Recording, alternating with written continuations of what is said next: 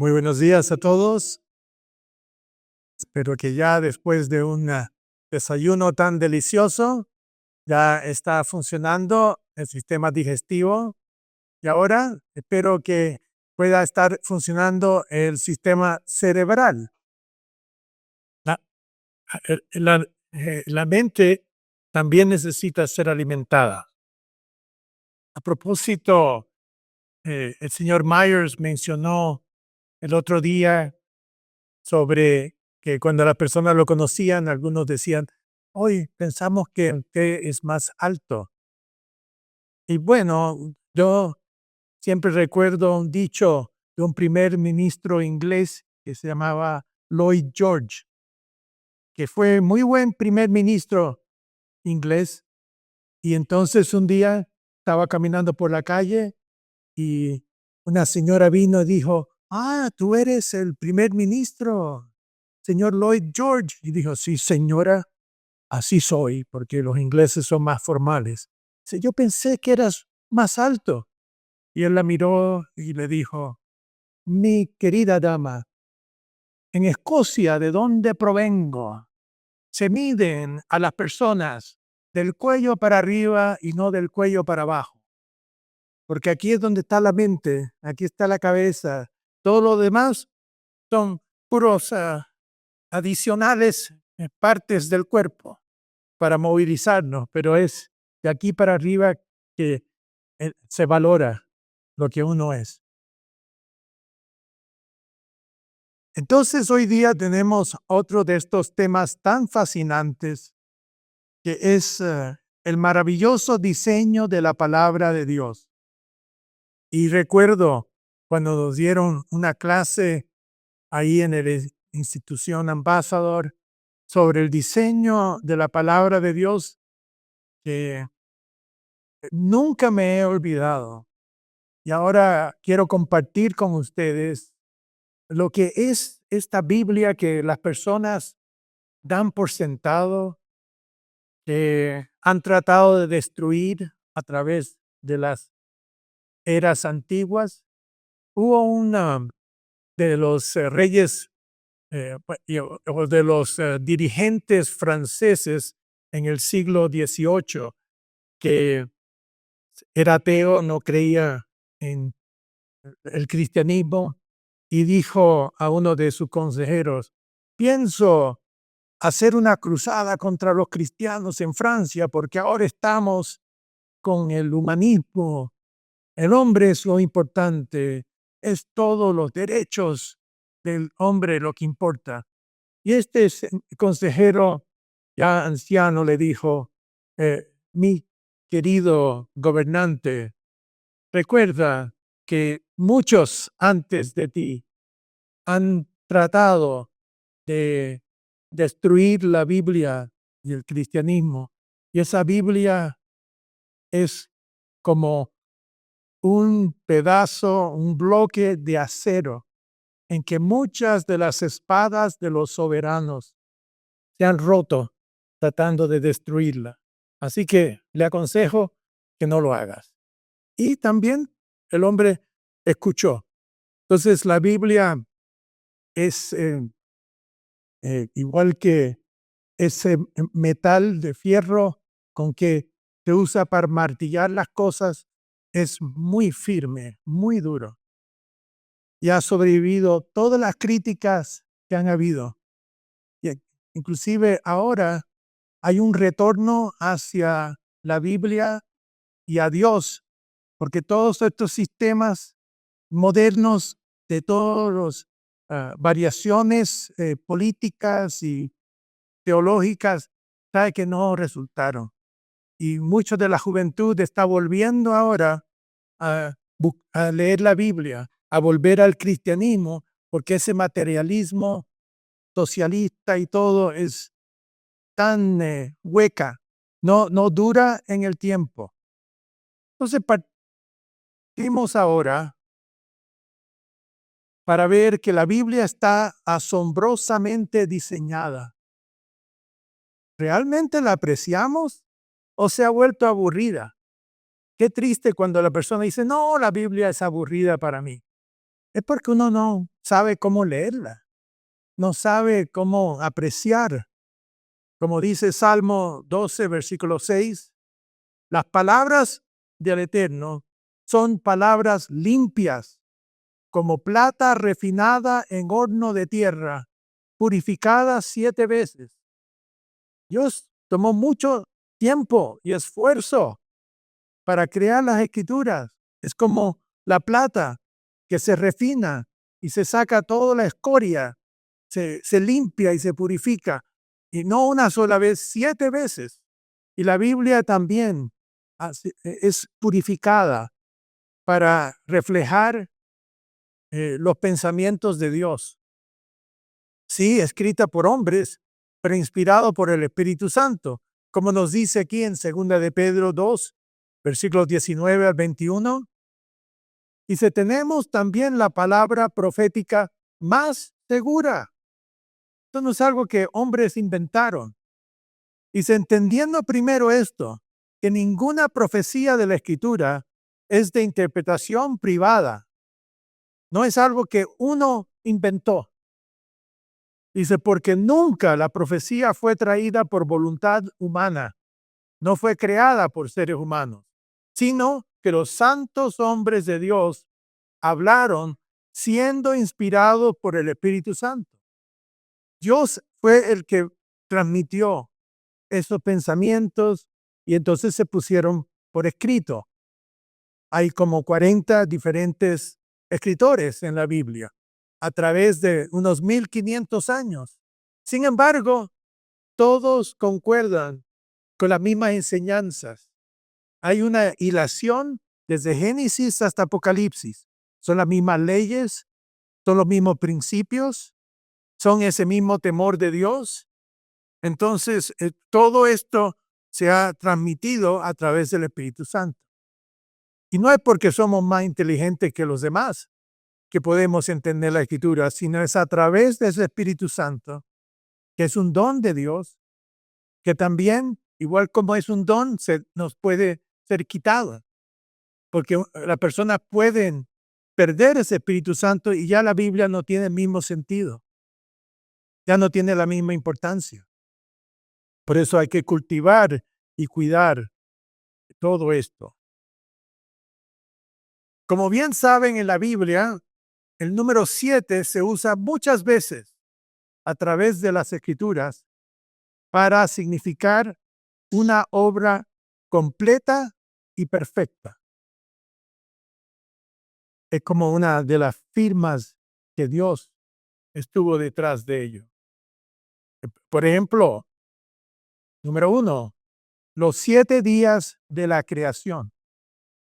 No son 8, no son 5, 7 días para completar lo que era esa creación. Las 7 fiestas santas de Dios. No son 6, no son 8, son 7 fiestas, porque también encierran el plan de salvación de Dios. Entendiendo el significado de esas 7 fiestas, uno entiende los 7 pasos hacia la salvación personal y también colectiva.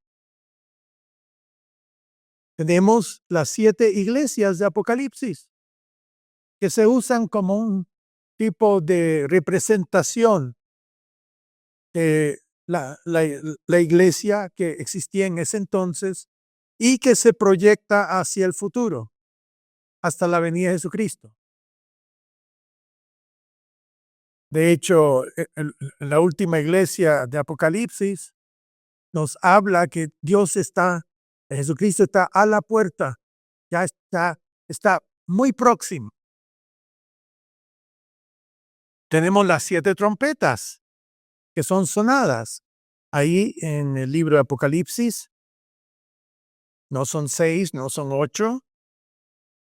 Y tenemos las 7 secciones de la Biblia, que es donde voy a enfocar al respecto, porque también muestra una obra completa. Está muy cuidadosamente diseñada y nos ayuda a entender por qué están colocados los libros donde están puestos? ¿En qué consiste el Antiguo Testamento? ¿En qué consiste el Nuevo Testamento? Así que vamos a ver estas 7 secciones de la Biblia. Y Jesucristo mencionó las 3 secciones del Antiguo Testamento. En Lucas 24, versículo 44, Cristo dijo a sus discípulos: estas son las palabras que os hablé, estando aún con vosotros. Porque ya cuando dijo esto, era él, Jesucristo, resucitado. Dice que era necesario que se cumpliese todo lo que está escrito de mí en la ley de Moisés, en los profetas y en los salmos. Estas son las 3 secciones del Antiguo Testamento. En su orden original hay 49 libros. Y esto son 22 en el Antiguo Testamento. Acuérdense que el Antiguo Testamento originalmente fue escrito en rollos. Y teníamos aquí 22 rollos. Y tenemos 27 libros en el Nuevo Testamento.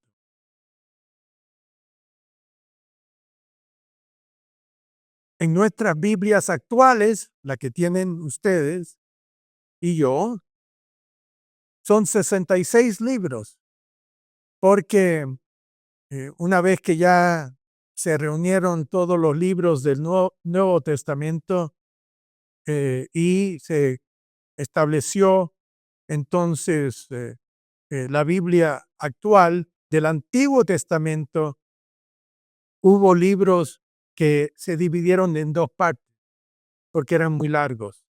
Entonces tenemos el primer libro de Samuel y el segundo libro de Samuel, pero en realidad eso era todo un rollo que se llamaba el libro de Samuel. Igual tenemos el primer libro de Crónicas y el segundo libro de Crónicas, pero eso era un rollo original. Por eso es que en el original hay 22, que hoy día igual el pueblo judío, cuando habla de su Biblia, del Antiguo Testamento, son 22 rollos. Pero nosotros aquí tenemos la Biblia que en el siglo III y IV fueron divididos algunos de estos libros. Había una versión griega del Antiguo Testamento llamada la Septuaginta, que los primeros cristianos en los primeros siglos y todos usaron esa orden de la Septuaginta para tener los 49 libros del Antiguo Testamento. Entonces hay, 39 en el Antiguo Testamento y 27 en el Nuevo Testamento.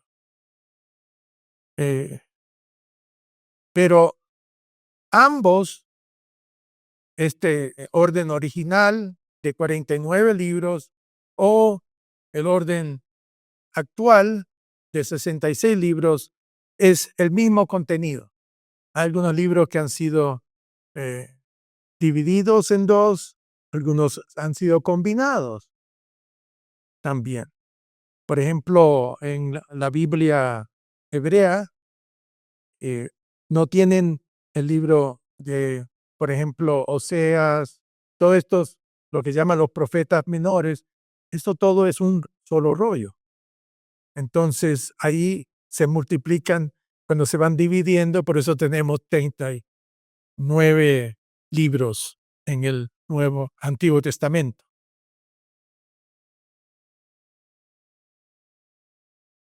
Estas son entonces las 7 típicas secciones de la Biblia. La primera se llama la ley y estos son los primeros 5 libros de la Biblia. Que también se puede llamar los libros de Moisés o la ley de Moisés. Todo esto son los primeros 5 libros: Génesis, Éxodo, Levítico, Números y Deuteronomio. Todos fueron escritos y lo que hizo Moisés es que, como era parte del pueblo hebreo, tenía toda esta parte anterior de Génesis ya conocida y él lo puso por escrito, el libro de Génesis.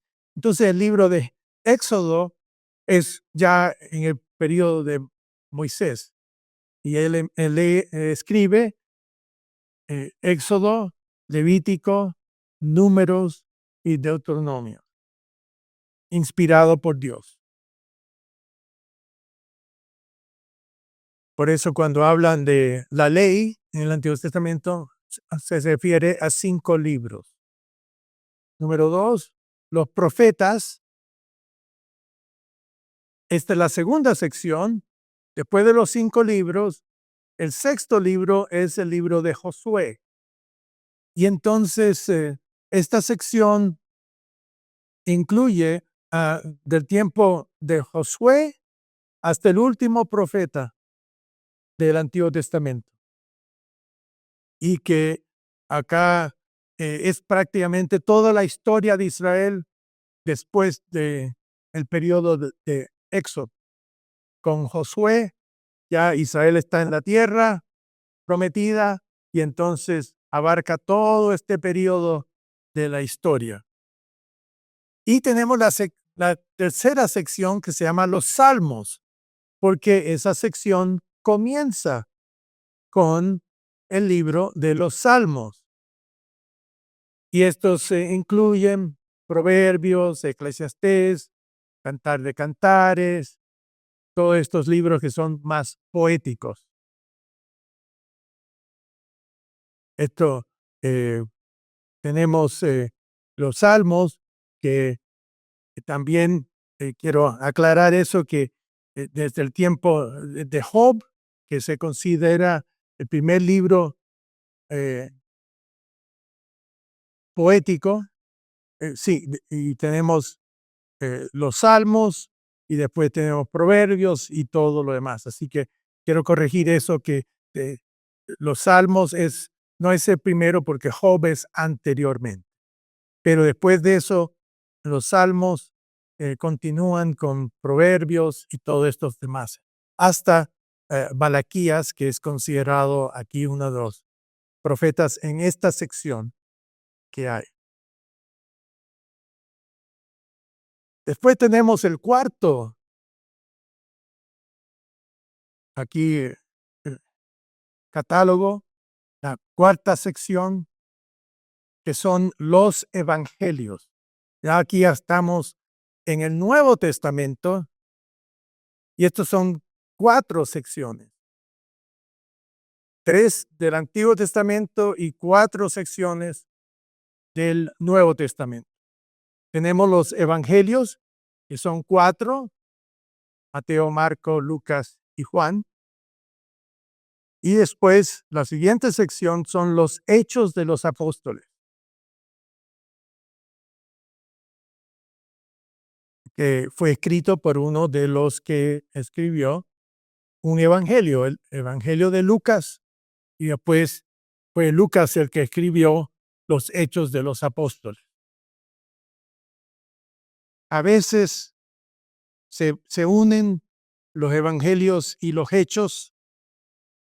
Por eso puse aquí las 7 típicas secciones de la Biblia, porque hay otra forma en esta área, que los hechos son parte de los evangelios, que sería entonces aquí la cuarta parte, y las epístolas de los apóstoles están divididas en 2 partes: las epístolas de Pablo y las epístolas generales, que es lo que está aquí presentando el señor Ben. Pero estas son las típicas. Las típicas, todas las epístolas de los apóstoles son unidas en una sección Y después tenemos el libro de Apocalipsis, que es una sección aparte. Este es el libro profético del Nuevo Testamento.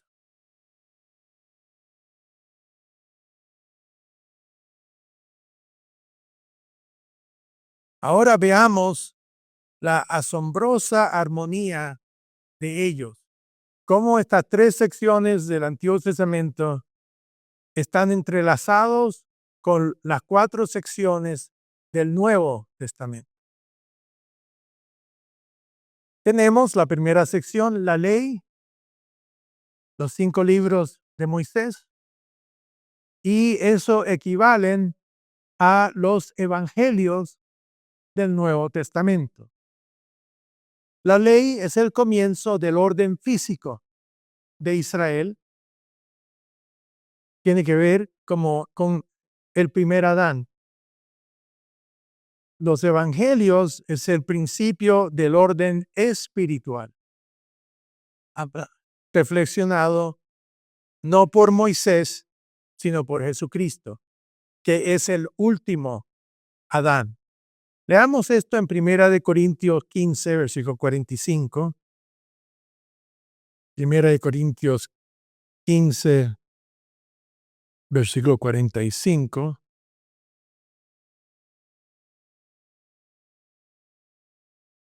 Dice, así también está escrito, fue hecho el primer hombre Adán, alma viviente. El postrer Adán, espíritu vivificante. Mas lo espiritual no es primero, igual que el Nuevo Testamento no es la primera parte, es la segunda parte de la Biblia. Dice más y aquí la palabra debería ser en vez de animales, físico, sino lo físico es primero, luego lo espiritual. El primer hombre es de la tierra, terrenal, el primer Adán. El segundo hombre, que es el Señor Jesucristo, es del cielo. Entonces vemos acá cómo la ley de Dios y los evangelios son la base de ambas del Antiguo y el Nuevo Testamento. Es como el fundamento del Antiguo Testamento es la ley de Dios, de los primeros 5 libros expuestos ahí. Y entonces tenemos la ley de Cristo en los evangelios, que Él toma la ley de Dios y magnifica espiritualmente lo que significan esas leyes. Por eso nos dice en Juan 1:17, porque la ley fue dada por medio de Moisés. Aquí vemos los 5 libros, se refiere aquí. Dice, la gracia y la verdad fueron hechas realidad por medio de Jesucristo. Es la Biblia de las Américas, la versión. Así que Cristo añadió la dimensión espiritual que faltaba explicar en el Antiguo Testamento. Podemos ver en Isaías 42, versículo 21, que Cristo vino para magnificar la ley, no para destruirla, como tantos creen.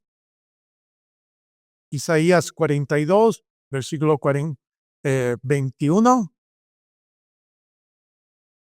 nos dice, el Eterno se ha complacido por amor de su justicia en magnificar la ley y engrandecerla. Y Cristo usó esta escritura para lo que Él dijo en Mateo 5, versículo 17. Mateo 5, versículo 17, nos dice,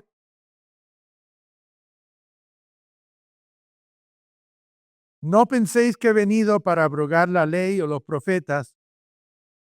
No he venido para abrogar, sino para cumplir. La palabra aquí, cumplir, significa llenar hasta el tope. Se usaba para las redes de los pecados cuando hablaron de recoger tantos que se llenó hasta el tope esa red. Bueno, Cristo también llenó la ley espiritualmente en toda su magnitud. Y entonces, por eso es que en nuestra iglesia usamos toda la Biblia. Toda es inspirada por Dios. Hemos leído esa escritura una y otra vez, por eso no quise ponerla acá, porque es redundante, pero según de Timoteo 3, 16 y 17, toda escritura es inspirada por Dios y es útil y apta para enseñar, para hacer todo esto. Y la ley de Dios es la base.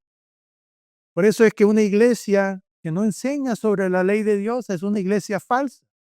Puede tener mucha entretención, puede tener muchos programas, puede tener mucho dinero para hacer todo, pero no tienen los fundamentos correctos, como nos dijo Jesucristo, y ya he reiterado esto en Mateo 7, Mateo 5, quería decir Mateo 5, no, está bien, perdón. Ah, me corrijo, Mateo 7, porque es el final del sermón del monte, no al principio. Y dice aquí versículo 24, cualquiera pues que me oye estas palabras y las hace, hay que cumplir con ellas, no solo escucharlas. Dice, le compararé a un hombre prudente que edificó su casa sobre la roca, los cimientos sólidos. Descendió lluvia, vinieron ríos y soplaron vientos. Esto está hablando de las vicisitudes de la vida, las pruebas, todo tipo de cosas que va a probar nuestra fe cristiana. Vinieron vientos, golpearon contra aquella casa y no cayó porque estaba fundada sobre la roca. Y aquí Cristo está hablando de las enseñanzas bíblicas. Pero cualquiera que me oye estas palabras y no las hace, le compararé a un hombre insensato que edificó su casa sobre la arena. Una casa puede verse muy bonita, como hay muchas iglesias que sean muy bonitas, pero están fundamentadas sobre la arena, no sobre la Biblia. Dice, y descendió lluvia y vinieron los ríos y soplaron vientos y dieron con ímpetu contra aquella casa y cayó y fue grande su ruina. Y eso lo encontramos en Apocalipsis 18. En Apocalipsis 18, cuando todo el sistema babilónico se derrumba en el mundo, cuando viene Cristo. En el capítulo 19, todo este sistema construido sobre las arenas de razonamiento humano, mezclado con algunos conceptos cristianos, pero todo eso va a derrumbarse. Y muchas personas en su propia vida se derrumban. Hemos visto las iglesias protestantes ahora que se han diluido en una forma tan tremenda que eran iglesias que respetaban mucho más las cosas de Dios. Y ahora tienen todo tipo de sistemas corruptos dentro de ellos. Entonces, los evangelios no van en contra de la ley. Los evangelios complementan a la ley. Añaden los elementos que le faltan a la ley. Por eso no se puede guardar solo el Antiguo Testamento, ni tampoco se puede guardar solo el Nuevo Testamento. No guardar el Antiguo Testamento es como no tener unas buenas bases. Y edifica uno el Nuevo Testamento como un edificio, pero con bases que no tienen el Antiguo Testamento detrás de ello. Y el Antiguo Testamento no sirve como un edificio, son los cimientos, es el edificio del Nuevo Testamento que se levanta. Se necesitan las dos partes. Entonces, esta es solamente la primera sección. Después tenemos la segunda sección, los profetas. Esta es la historia de Israel, cómo Israel obedeció o desobedeció la ley de Dios. Terminó generalmente como un fracaso. Es decir, para ya en el tiempo de Jesucristo, ya no aceptaron a Jesucristo. En 2 Corintios 3 se explica muy bien el fracaso de los que solo observaban el Antiguo Testamento y no aceptaron el Nuevo Testamento, ¿no? Las enseñanzas de Jesucristo y de los apóstoles. 2 Corintios 3, versículo 14.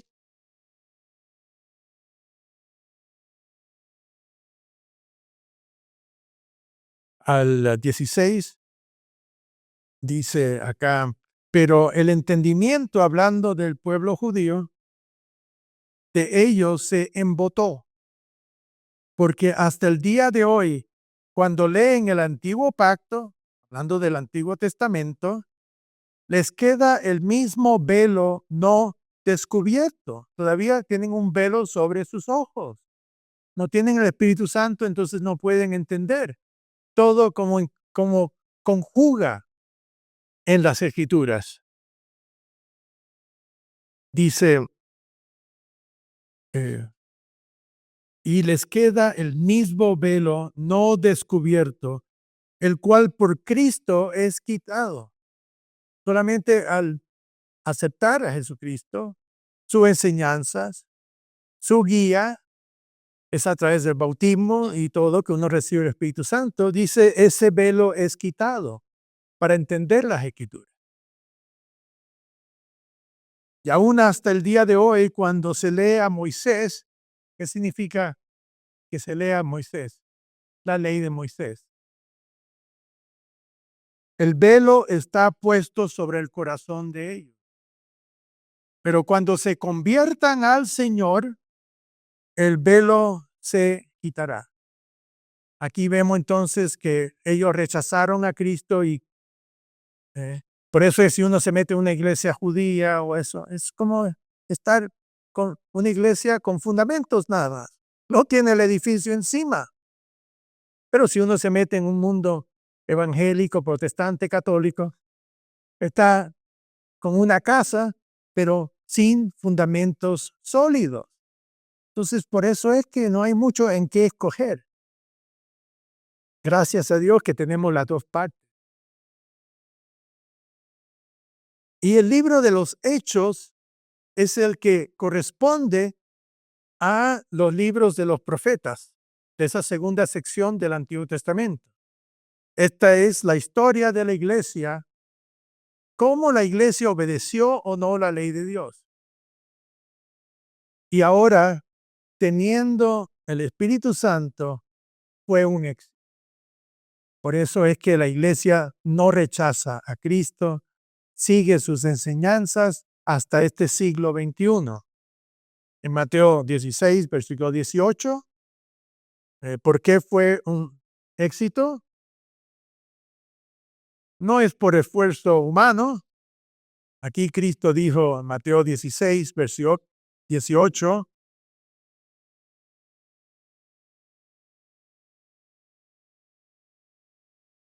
y yo también, aquí hablando Cristo, le dijo que tú eres Pedro, que es la palabra aquí piedra, y sobre esta roca, Petra, hablando de él mismo, Cristo es la base, no es Pedro.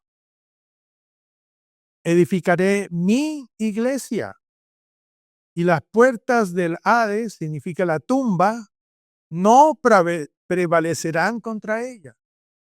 Nunca morirá la iglesia. Va a tener personas que van a entrar en el reino de Dios. Y en Apocalipsis 19 describe ese momento, cuando la iglesia por fin triunfa, porque eso todavía no ha sucedido en su forma total. En Apocalipsis 19, en versículo 7,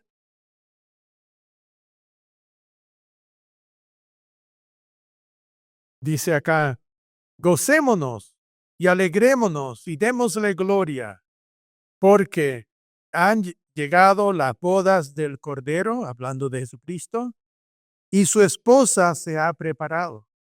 Y a ella se le ha concedido que se vista de lino fino. No es porque ella se lo ganó, pero gracias a la gracia de Dios y la perseverancia de uno, se le ha concedido que se vista de lino fino, limpio y resplandeciente, puro. Un día vamos a ser purificados. Cuando somos transformados en seres espirituales para ser parte de la novia de Cristo, no tendremos ya naturaleza humana. Todos esos pecados quedan borrados completamente y han sido borrados, pero ahora ni siquiera vamos a tener memoria de nuestros pecados. Todo eso se borra. Solamente la persona ideal que está dentro de nosotros estará unida con ese espíritu eterno de Dios. Y dice, porque el lino fino es las acciones justas de los santos. Sí, hay una parte que nos corresponde a nosotros, pero Cristo es el que concede, porque nadie entra en el reino de Dios sin pecar y perfecto. Tenemos que ser perfeccionados por Dios mismo. Pero eso es lo hermoso, que no hay que sentirse que uno está ahí como que tiene que llevar la perfección y vivir una vida perfecta. No, vivir una vida perfeccionando, pero nunca se va a alcanzar a la perfección total. Yo lo comparo como cuando uno empieza, después de su bautismo y recibir el Espíritu Santo, uno empieza a subir esta montaña del conocimiento de Dios. Y según avanza, y no solo es conocimiento, sino también hechos, acciones que uno hace, pero uno va subiendo, va creciendo, madurando espiritualmente. Pero sabe, uno nunca va a llegar a la cumbre. Solamente Jesucristo llegó a la cumbre. Pero en algún momento dado, y en este tipo de escalada, a veces eh, quedamos planos, a veces nos resbalamos y tenemos que levantarnos y subir más y todo. Pero al final, ahí es donde termina nuestro desarrollo espiritual y cuando somos transformados, Cristo nos levanta arriba, a la cumbre, con Él. Seremos como Él. Entonces, ¿vale la pena el esfuerzo? Claro que sí. Dios hace 80%, por lo menos. Nosotros hacemos 20% quizás, siendo generosos. Pero de eso se trata acá. Aquí tenemos la tercera sección que se mencionan los escritos y esto corresponden a las epístolas de los apóstoles. Aquí el término los salmos o escritos. Esto es la literatura de sabiduría de Israel. Es la aplicación práctica de la ley de Dios. No tanto teoría, sino ahora es la forma que uno pone en práctica la sabiduría bíblica. Acuérdense, la sabiduría bíblica se puede definir otra vez como primero saber qué se debe hacer de acuerdo con las enseñanzas bíblicas. Después es cómo llevarla a cabo, porque saber lo que es no significa, es como un mecánico que puede saber tener la herramienta, pero no sabe cómo reparar el automóvil. Hay que saber cómo usar esa herramienta, pero también cuándo hacerlo. Escoger el momento adecuado. A veces uno aplica la sabiduría en momentos que no eran aptos. Y después, ¿dónde se aplica? ¿En qué circunstancias? Yo puedo aplicarla en mi propio hogar, con mi familia, pero no lo puedo aplicar con el vecino. Entonces, ¿dónde? ¿Dónde le corresponde a uno? Uno puede ser soltero, pero ahí es donde se aplica en ese lugar donde uno está. Y al final, la palabra ¿por qué? Tener la razón correcta. Pues se pueden aplicar los principios bíblicos, pero con la actitud o también las razones equivocadas. Entonces, los escritos expresa aquí mayormente el lado personal y emocional de la ley de Dios, como David era un experto. Él no solamente aplicaba la ley de Dios, él amaba la ley de Dios. Algo emocional, no era solamente cerebral. Aquí nos dice en el Salmo 119, versículo 48.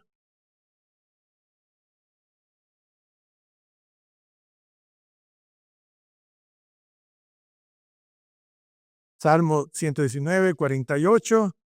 Dice, alzaré asimismo mis manos a tus mandamientos que amé y meditaré en tus estatutos. Versículo 97. Oh, cuánto amo yo tu ley. Todo el día es ella mi meditación. Estos son no solo entonces la parte legal, códigos, sino es la parte emocional que tiene uno de aplicarlo porque es tan buena y útil. Aquí en el versículo 127 dice, por esto he amado tus mandamientos más que el oro y más que oro muy puro.